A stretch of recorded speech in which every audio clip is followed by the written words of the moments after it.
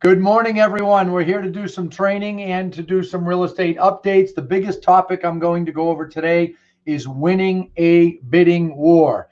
Very, very important topic. Something that is going to, well, something that's going on now, has been going on since the beginning of the year. And, there's been a lot of them for years, but also we're going to see it a lot in the next few weeks. There's a lot of pent up demand in the market. And I expect that there'll be lots of bidding wars, at least for 60 days. This is a training that we usually keep internally. We have a lot of things that we teach our realtors and a lot of tactics that we teach our realtors to implement that really work. And we just thought, because of the COVID environment, that we would again invite people in. This is something that we've been doing since this all started. And I thought it would be a good idea to run this one today, because we are hearing of many stories of realtors getting frustrated. There's very little for sale. So whatever comes for sale, you want to be able to get it for your buyer. And when you can't, that can be pretty frustrating when you don't win it. And even with what we teach you, you're not going to win it every time, but we will help you increase your chances. So I am ready to rock today, ready to go over that with you. Have a tie on for the first time in 8 weeks. Got a haircut yesterday. If anybody's wondering, no, I didn't go to the barber. No, my wife did not cut it. Wouldn't let her near cutting my hair. She's a great cook. Not somebody who's going to cut my hair, right? So I was able to have the barber come to the house yesterday to cut me and my 3 boys. Also going to go over a little bit of a real estate update with you. Many of you, I've noticed, are watching on Monday too, but Monday is mostly a consumer crowd, buyers and sellers, tenants, landlords, etc. Today is realtors. So I'll be able to go through some of the housing data with you on where we've, what's changed since last week.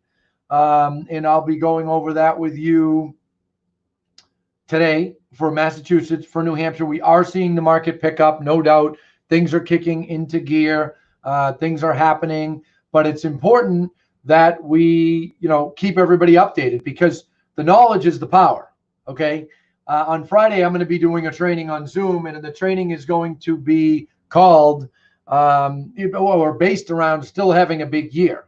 And if you log on to stillhaveabigyear.com, you can go in and you can sign up for it right there for the training. And I believe we have about 100 seats left. I think everybody's getting all zoomed out. So we'll probably end up around 500 people, and that's totally fine with me. But one of the things that I'm going to be talking about then is using data, actual data that you can show to buyers and sellers so that they believe what's going on. There's a lot of misinformation out there. We are dealing with a lot of people who actually think that the market is crashing right now and home prices are just going to go off a cliff, and they don't have an understanding of how the real estate market works. And it is our job as realtors to teach them. And you can't just teach them by talking to them. You have to teach them by showing them. John Cheplak, he's a great trainer, speaker, trainer. He's actually going to tune in for agents just in our company next week. And John always says people don't believe what they hear, they believe what they experience. Well, showing them data gets them to believe things. And that's why I want to go over the data with you guys, because I know that if I keep you very updated, it's going to make your life a lot easier and make it so that you can articulate your message and keep your buyers and sellers updated so that they have a comfort level. So we're going to be going over that as well. So the first thing that I'm going to do is go over a market update, and I believe we're at about the time that I can start doing that. It's 11:02 now, so I'm going to get started right now. Going to share a screen here for a few minutes, and if you watched on Monday, don't be like, oh my God, I saw this. I'm going to go through it faster. Don't worry. I'm going to go through it faster with you right now, so that you can at least wrap your head around it, know what's going on in the market. So this page, by the way, you can log on at any time to marealestateupdates.com. Okay, massrealestateupdates.com, marealestateupdates.com. And you can see the data that is updated every single Monday. There it is right on the screen. Lindsay just put it up at any time. And I want to say to the realtors that aren't a part of our company, I see many of them watching, guys, don't think that you won't be able to have an impact on someone if it's not from your company. Frankly, sometimes you can have a better impact when it's outside of your company because it's third party. Okay. So I'm just going to show you this data. You're free to use it. All our realtors are using it every day. But if you go onto that page, you'll see homes listed. Now, this is the amount of homes listed in a given week, every week back to the beginning of the year. And you'll see how we were on a normal increase. Then COVID hit in late March. We fell off a cliff pretty much on the amount of homes listed per week. And now we're back on the incline. So last week till Saturday night, 1,864 homes were listed. I'll tell you this. I guarantee, I said this Monday, I'll say it again if I'm wrong. You can all give me a hard time. I guarantee that will be over 2,000 this week. No question it'll be over 2,000. I wouldn't be surprised if it was even 2,500, but maybe not yet. Probably over 2. And then once we get past the 18th, next week will be a big week in the weeks after. And as I've said, we're going to see some overcompensating in the numbers to make up for the lost time. As the amount of inventory has increased, so hasn't the amount of showings, okay? If you look here, the average amount of showings in a given week in the orange is 2020. It dipped. It went really low right after listings started falling off. Buyers were like, I'm not leaving my house. And now we're back above. We are now above where we were last year. Next week, mark my words, that will be substantially higher because we're going to overcompensate now for a few weeks to make up for things, okay? Snapshot of the amount of homes for sale in Massachusetts on every single Saturday back to the beginning of the year. You will see that though there's more homes getting listed, the actual amount of homes for sale, I want to make sure everyone understands that, is really not lifting that much. I mean, this past Saturday, 11,300. The Saturday before, 11,142. You're not going to see a big lift off there because there's a lot of demand. And when there's demand, that means the homes are getting eaten up as fast or almost as fast as they're getting listed. I call that the Pac-Man effect. I've been saying that for 10 years. It's like the old game of Pac-Man that the little guy runs around and eats up every one of the dots on the screen. Same thing here. We will see this lift, but it's not going to be dramatic for a while. There's going to be a delay on it, and then it'll start to go up when we get to summer. It'll get up into here, okay, closer to where it should be, but there's going to be a delay. You come down here, homes pending. Very, very, very important metric to track. As the homes listed is increasing, so isn't the amount of homes pending. 1,728 last week, 1,418 the week before. So we're almost back to like February levels of pendings, which makes sense because we're back to February levels of homes being listed. I'll make another prediction. That's going over 2,000 this week. Guarantee it. Next Monday, next Wednesday, when I'm with you doing this update, I will be telling you about that. And we have a great special guest next Wednesday for this training, and I'm going to talk to you about that. I might as well just tell you right now. But Sean Panosian from Guaranteed Rate Mortgage, he's a friend, and he's our preferred mortgage lender. He is the #1 mortgage lender in the country. He will be right here with me live for kind of an interview and a discussion on Wednesday at 11:15 next week. I'm going to do like a 15, 20-minute update, and then he's going to jump on with me. So I spilled the beans, and that's what you get for watching. You get to hear things in advance. So pendings increasing as well. This one, the sold, is not that important yet. But here's what I will say about this. The amount of homes sold is going to drop dramatically. In about 2 weeks, not even 2 weeks, probably 10 days. I told you this a week ago. When we get closer to the end of May and the April home sales statistics come out, they're going to be down. Every major newspaper, every news organization, they're going to jump all over it. COVID-19 is crushing the real estate market. COVID-19 is causing another housing collapse. I could literally write the headlines, and I could even use that voice. If you guys think that would be more helpful, I could go on the radio and just imitate what they're going to do. What we realtors need to make sure of is that we make it clear that is home sales. Yes, home sales are going to dip. Doesn't mean home prices will. May see some impact come fall, but there's no chance of prices falling here in the next few months. Inventory is way too low. So you're going to see this go lower compared to last May and June. We're going to be down here, okay? Then when we get into June and July, in August and September, you're going to see sold numbers up here because we're going to make up for lost ground. Do I totally think we'll make up? No, I don't.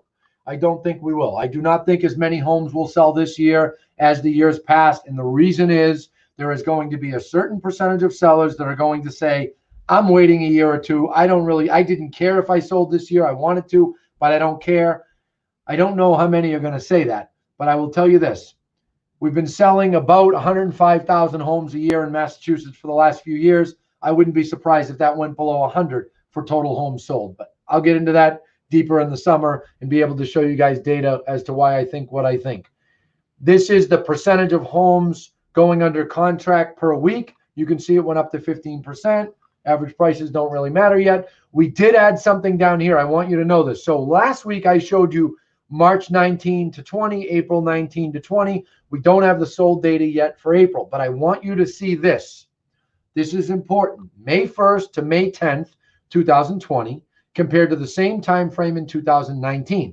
Look at the decrease. Homes listed down 50%. Homes pending down 40%. Well, guys, it's impossible to not have overall sales down 40, 50% in May and in June, and maybe even part of July. I don't think July will be that much until we get to the other side. We're literally going, it's like a roller coaster. Whoa, here comes the hill. We're going down, and then we're going to go back up. So for listed and pending, we've already gone through the worst of it, okay? We've already gone through the valley on the roller coaster that took us down, and now we're climbing. Same thing with showings. Same thing with pendings, but we haven't with solds. So right now, we're like, you know when you go up a roller coaster and it's like tick, tick, tick, tick, tick, tick, tick, and in your head, you're like, oh, this is fun. And then there's a part of you that's like, what the hell did I get myself into, right? That's me at Hershey Park sometimes. I've been there a couple times with my kids, and you're thinking, oh, did I really have to do this? Tick, tick, tick, and then, and you just go flying down so fast, right? That's how it feels, right? If you guys agree, comment that you agree about the roller coaster. That's what we're about. We're at the top of the clicks right now, and we're about to see the amount of home sales fall, and then it's going to come right back up. Do I think it'll go as high? No, but there'll be some overcompensating, some correction, and then we'll even back out as we get into the fall months. So hope that makes sense. Didn't really come on today thinking I was going to talk about a roller coaster, but you never know what I might say when I go live. You just never know what might come out of my mouth. Then you look at New Hampshire. I'm not taking you through New Hampshire, but I'm just going to show you quickly nhomesales.com. Here you go. Similar data. Their MLS is not as sophisticated. No offense, New Hampshire friends, but it's not. So wanted to show you that. Now, another reminder, we are having a training on Friday, stillhaveabigyear.com, stillhaveabigyear.com. You can sign up for that training. I will be going over very specific things that realtors can and should do to make sure they still have as big of a year. Remember what I just said. I expect home sales for 2020 to be less. There's going to be less home sales, okay, for the year. I don't think we're totally going to make up for these lost months. But you, every one of you watching, I see you all, can have as big of a year. You can do it.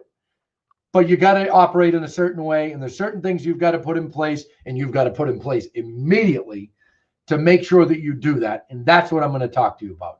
That'll be Friday at 3. It's on Zoom. So you have to log on to stillhaveabigyear.com in order to sign up for that training, because I'm not doing that public.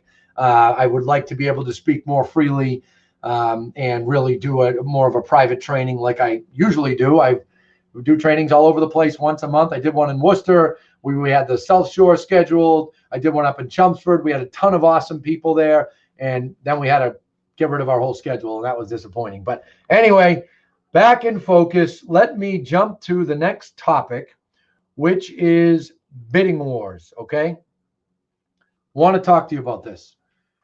Again, real estate is very simply a business of supply and demand. That's the first thing I want to mention. That's all it is. I have always said, if it were any more than that, I, Anthony Lamacchia, would not be any good at it, okay? I don't like complicated things. I like simple things. And that's true. So you have to understand, and you have to get your buyers to understand that it is simply supply and demand. You should use the on-market snapshot to your advantage every day of every week with every one of your buyers. That is step one. So see, the people that logged on to this training today or who got on to watch it, they were expecting me to just talk tactically about how to win a bidding war. What should you say? What should the offer? What should be written? Yeah, I'm going to get to that. But it starts with educating the buyer before you end up in that situation. It's like when people like national, that I swear the number one question I get nationally from our training customers is, well, do you have commission scripts? And I'm like, well, of course we do. But getting the commission that you want on a listing appointment starts long before the listing appointment. It starts on the phone. It starts in the lead up to the appointment. Well, same thing here. You can't start educating your buyer when they first find a home. I mean, if you just got the relationship with them, you don't have a choice. But if you can educate them in advance, you're going to be a lot better. So what I'm going to do right now is I'm going to play pretend, and I'm going to pretend that I'm going out to show a home in Watertown today to a buyer. I'm going to go to reports, tools, market reports, my favorite report of all time, the on-market snapshot. If I was going to show a single-family home, I would click on single-family home. And guys, I did not run this before, so it'd be pretty funny if there's more inventory than last year. That'll be really funny. But I don't care. I'm going to run the report with you. So, okay. There is more. That didn't work out very well. All right, let me go backwards. What I'm getting at, and it's not a bad thing that there's a little bit more inventory, 3 more homes for sale in Watertown than there was before, okay? Let's take another town. I'm going to go with, I don't know, Woburn. Got W towns in my head.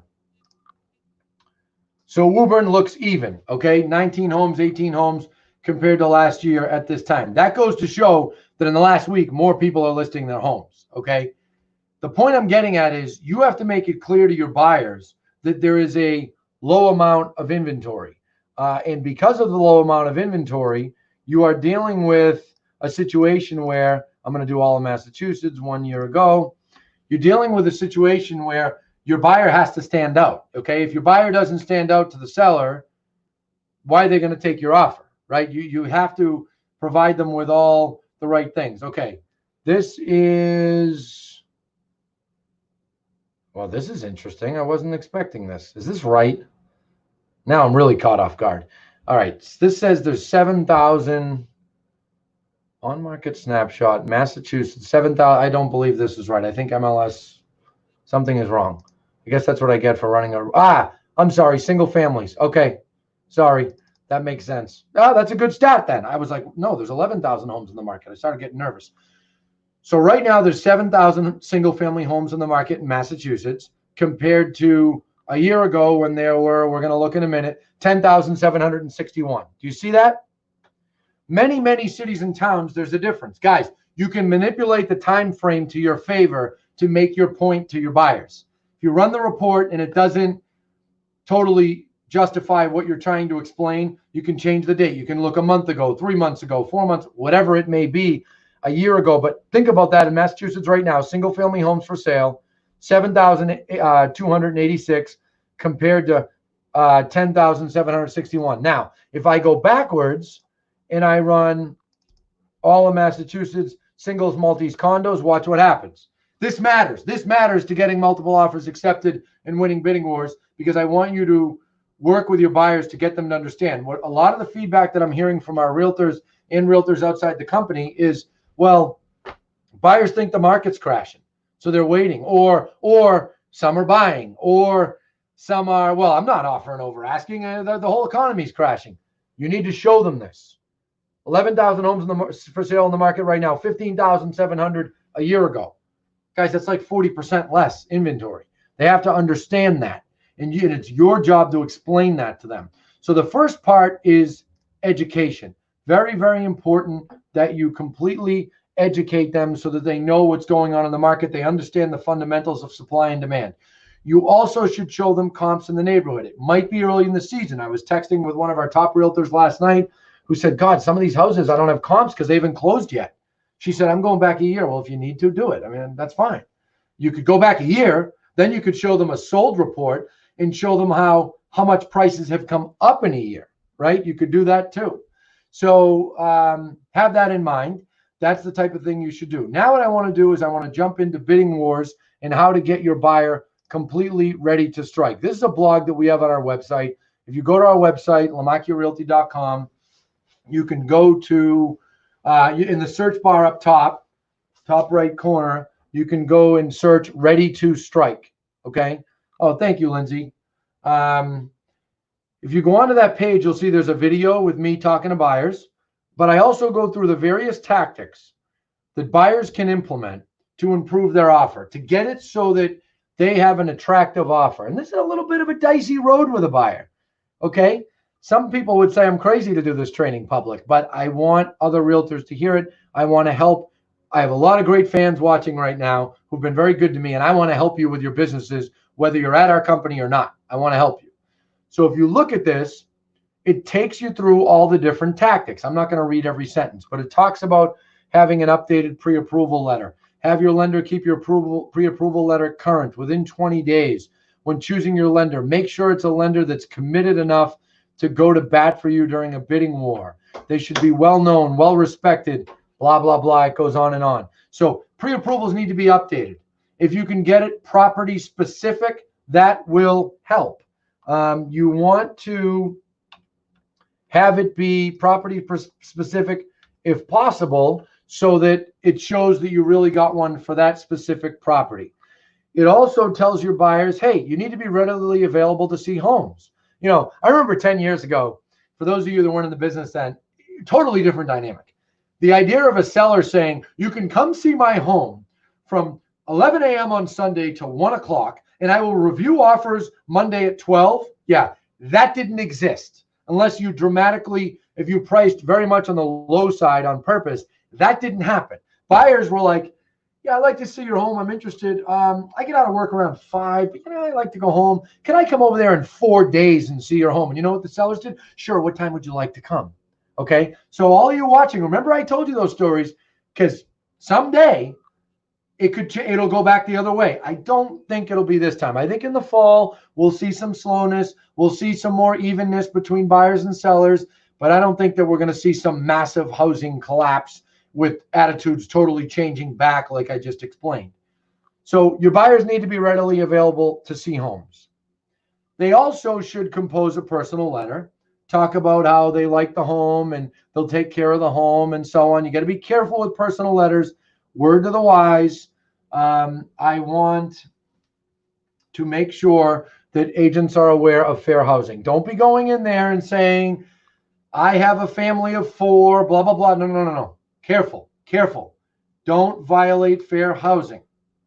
Talk about the property, how you admire it, how you'll take care of it, and move on. Okay. Another item that you'll see on our blog is willingness to offer over asking. If you see, we explain it all in there. So we're going to put the link to this in there for all of you in the comments. You can hijack it if you want us to email it to you. Post your email and we'll get it to you. But notice what we did. And guys, this is how we operate. We're always showing proof. You don't just tell people things, you show people things. Look what we're doing here. We're showing them properties all over the map. Pembroke, listed for listed for $283, sold for $335.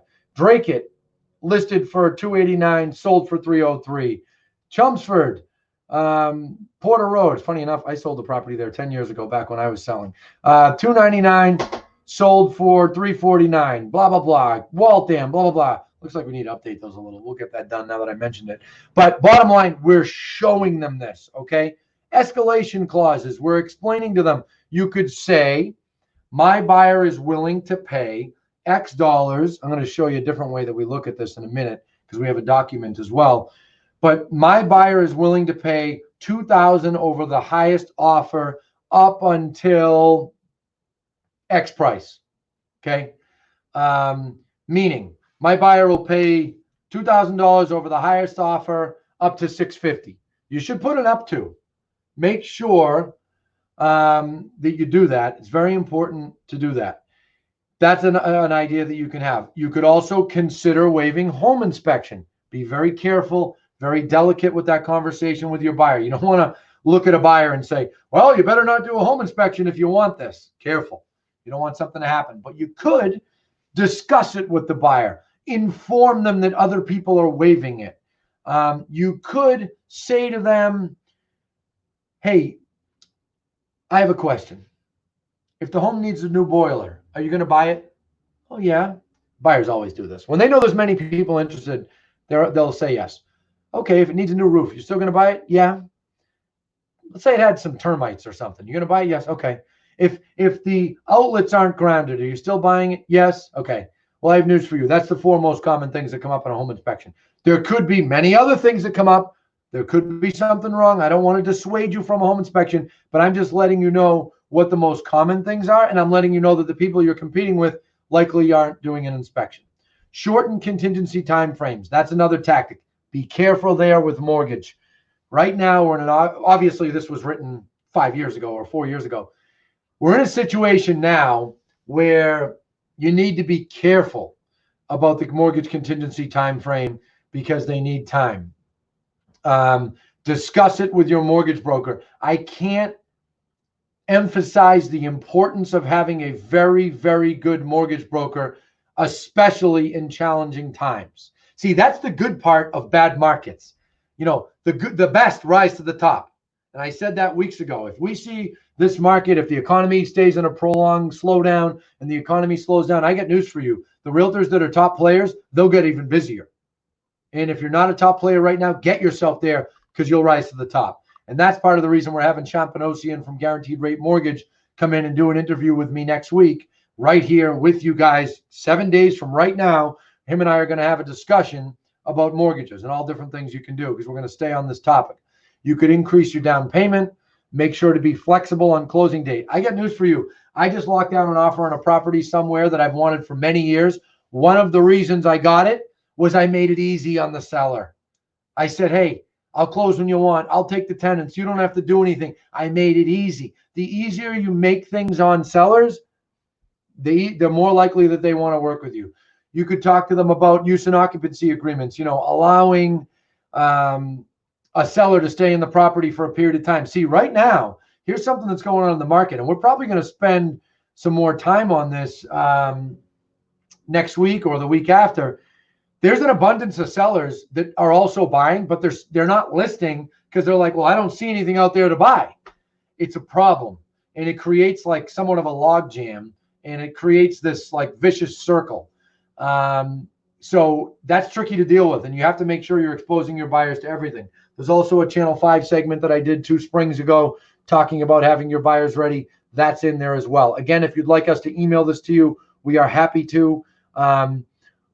Or you can grab the link because we posted it. This is the document that we have that our agents use in their folders to talk to buyers about. As you can see, we made it Lomacchia specific. Obviously, we're not in the business of changing it for others, but it goes over all the same things and it makes it easier. The reason we put it in a document is we want to be able to show it to the buyers and say, here's some options for you. Notice we have a disclaimer down the bottom that is not in mice font. Disclaimer, there are risks involved with these tactics. Consult your realtor or attorney. Super important to do that. But these are tactics that you can employ to give your buyer a better chance of getting their offer accepted. Okay. So we can send you this blog. It's on our public website. We'll get that to you. The document we're not sharing, but the public website link is public. So you could go on our site and search Ready to Strike and we will send it to you. But when you discuss these things with your buyer and you go over them with them, they will be more likely to follow your lead. I'll tell you another thing that'll make them more likely. If they don't listen, write the offer. Let them not get the property. You obviously going to make your best effort to get them the home that they want. But when they get denied, watch them how fast that they'll listen better next time or listen better the third time. That does happen with buyers. These kinds of things do happen. So have that in mind. Also, very important to have conversations with your clients, not just email, not just text. Too often, I know agents are just resorting to texting with clients. You've got to talk to them. If they're getting into a multiple offer situation, get on a Zoom, talk to them back and forth. Here's the situation. Let me show you this document. Read this blog. It's a very good blog. It explains it. If you're a realtor at another company, share it. Who cares? They're more willing to listen if it's a third party sometimes. But it works. It gets the pressure off of you to have to explain every little thing. And then you come up with a game plan with them. Very important to do that. Very important that they feel that you're with them in that battle. And, use the technology at hand.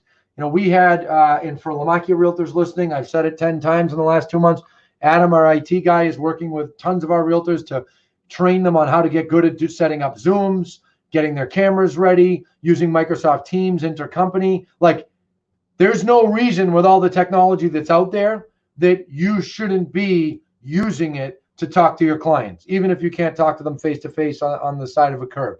So wanted to go over that with you all. Make sure to use it. Communicate with your clients.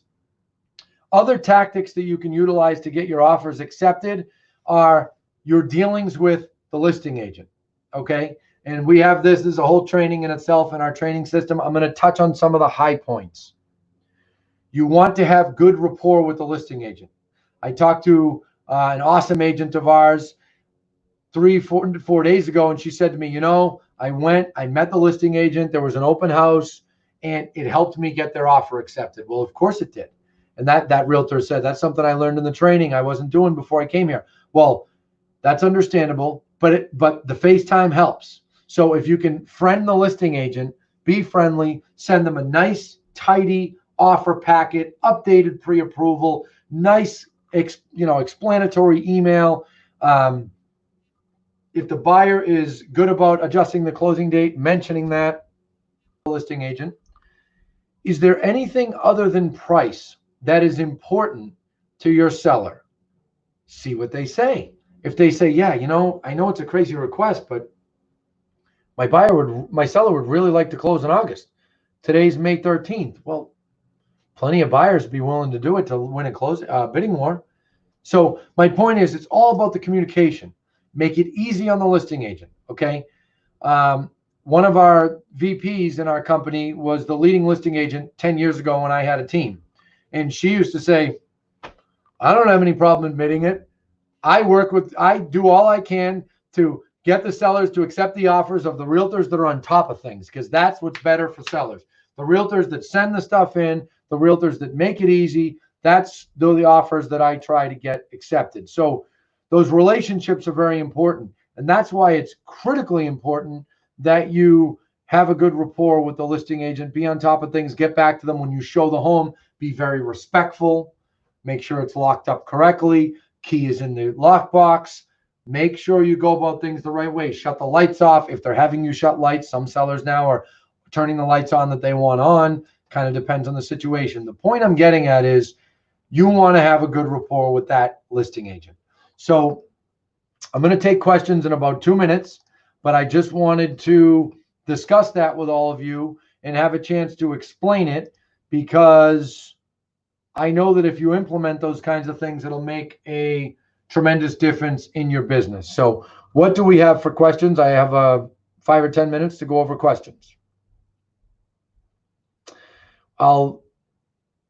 Lisa Hayford. That's right. Lisa's a great realtor up on the North Shore. She said terms are often as important, if not more important, than the actual price. No home sale contingency, few contingencies. She's 100% right. I mean, that's true. It does matter to people, and that's why you have to do that. So as you can see, I'm checking Facebook to see if there's questions. I forgot to unshare the screen. But people should keep that in mind, because it'll make your life a lot easier. And, when you get an offer accepted in a multiple offer situation, you become the hero to that buyer. I mean, that buyer is in love with you after that. They recognize the hard work that you did. They recognize that you were able to land the property. And let's face it, guys, when a buyer knows they competed for a property, they are far less likely to cause trouble unnecessarily at home inspection and other things. Amanda, I don't know Amanda, but Amanda said Tennessee is crazy right now. Buyers are flocking here. All right. Well, that's good news, Amanda. Good for you. Let's see. I'm looking for new comments or questions. Anyone? All right. I think we can wrap it up. We don't have to go on and on with questions. Again, if you would like to receive that blog, if you want it emailed to you, we will send it to you. Go ahead and post your email, or you can see it in the comments. Thank you so much for tuning in, and have a great day, everyone. Happy home selling. See you Friday for the event on still having a big year, and I'll see you again next Wednesday. Thanks.